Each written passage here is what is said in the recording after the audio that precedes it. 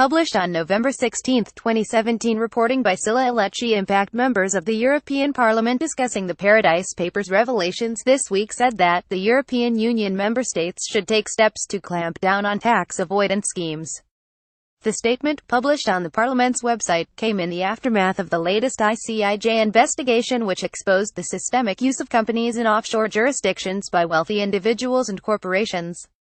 European Commissioner for Economic and Financial Affairs Pierre Moscovici likened professionals that facilitate tax evasion to vampires. They don't seem to fear anything except light, so it is up to us to generate that light, Moscovici said at the meeting in Strasbourg, according to Reuters.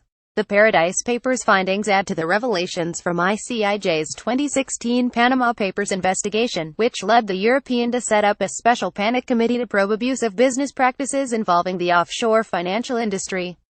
The panic committee is expected to vote on its final report in December, and one of the conclusions is that some EU countries have failed to tackle money laundering and tax evasion, according to the Parliament's website. European finance ministers have also recently announced that by the end of the year they will release a blacklist of jurisdictions that are said to facilitate tax avoidance and tax evasion. The extensive use of loopholes in tax systems and the intentional or unintentional creation of special tax regimes are harming our economy, harming competition, increasing inequality, said Czech member Ludek Niedermayer. United Nations human rights experts also voiced concerns on aggressive tax avoidance, after ICIJ media partners in more than 60 countries published the Paradise Papers last week. The experts urged UN member states to stop harmful tax competition, and said law firms that facilitate tax avoidance schemes should assume their responsibility.